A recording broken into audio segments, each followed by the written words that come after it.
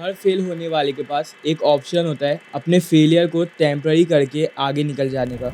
90% लोग दुनिया में इसलिए नहीं फेल होते कि उन लोग बहुत बड़ा सोचते हैं और अचीव नहीं कर पाते, बल्कि इसलिए फेल होते हैं कि उन लोग बहुत छोटा सोचते हैं और अचीव कर लेते हैं। इसीलिए जो भी एक्शन लेना है अभी इसी वक्त लो।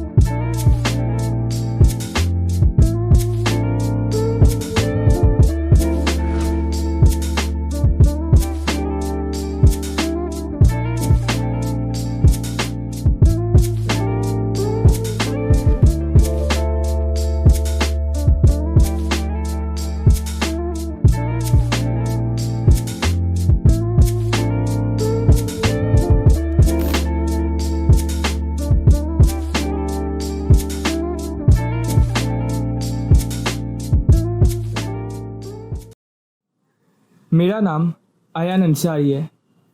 पिछले कई महीनों से मैं बहुत से फेमस पर्सनैलिटीज़ के बायोग्राफी पढ़ा, जिससे मुझे बहुत कुछ सीखने मिला है। उसी के बेसिस पे मैंने कुछ फिलोसॉफीज एडॉप्ट किया हूँ। लेकिन उससे पहले हम लोग जानेंगे फिलोसॉफी क्या है।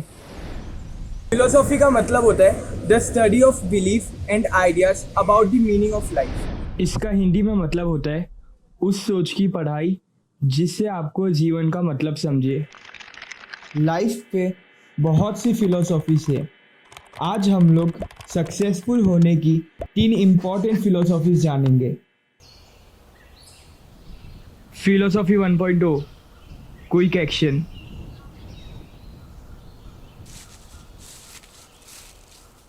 क्विक एक्शन का मतलब मैं आपको अभी एक एग्जांपल देके समझाता हूँ।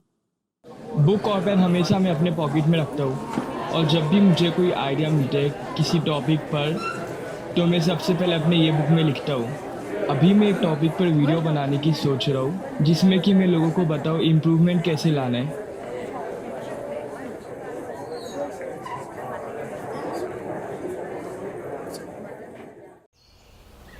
Philosophy 2.0 knowledge.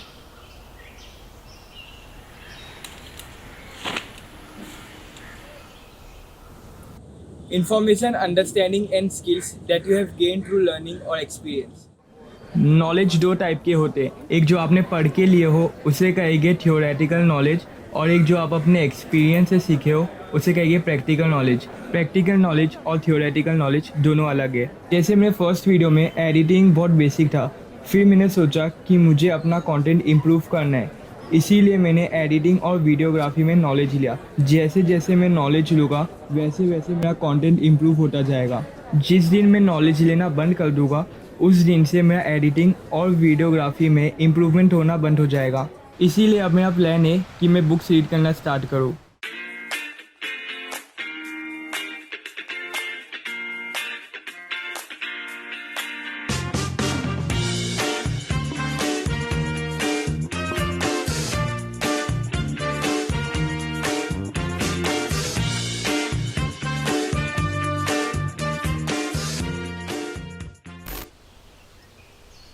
Philosophy 3.0 guidance.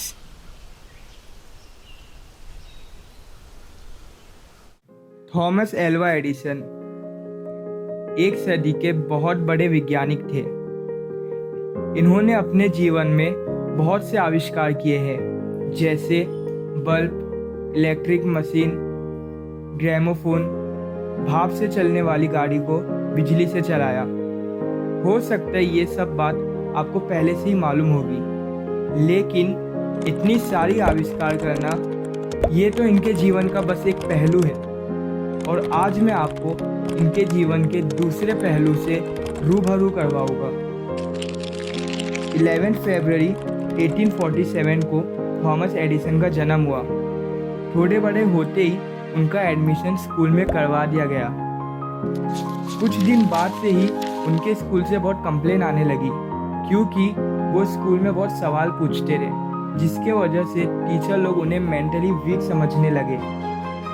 School से लौटते समय उन्होंने एक चिड़िया को कीड़े खाते हुए देखे और सोचे अगर इंसान भी कीड़े खाएगा तो हो सकता है कि वो उड़ने लगे।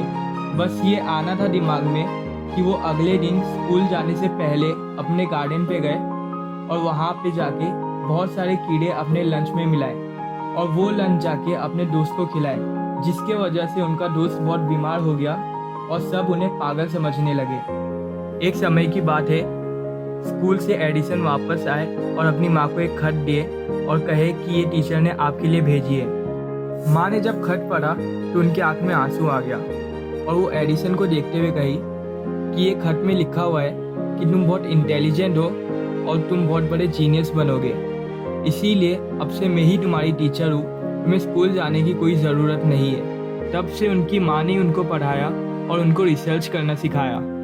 समय बीतता चला गया और एडिसन दुनिया के सबसे बड़े साइंटिस्ट बन गए।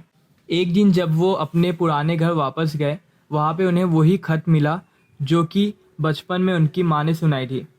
फिर वो जब खत को पढ़े तो उसमें तो कुछ उल्टा ही लिखा हुआ था।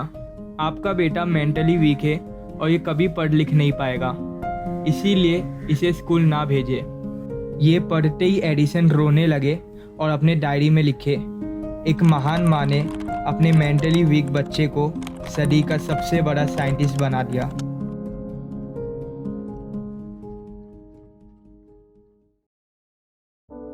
इस वीडियो से मैं आपको ये बताना चाहता हूँ कि आपके पास जो भी प्लान हो आप उसे स्टार्ट करो। भले ही 10 लोग आपको मना करेंगे, फिर भी आप लगे रहो। और इसके साथ आपको नॉलेज लेना भी बहुत इम्पोर्टेंट है, क्योंकि बिना नॉलेज के आप कभी इम्प्रूव नहीं कर पाओगे। नॉलेज कब और कितना लेना है ये जानने के लिए आपके पास गाइडेंस होना चाहिए। गाइडेंस के लिए आप किसी ऐसे इंसान के पास जा सकते हो जिसके पास बहुत एक्सपीरियंस हो उस फील्ड में।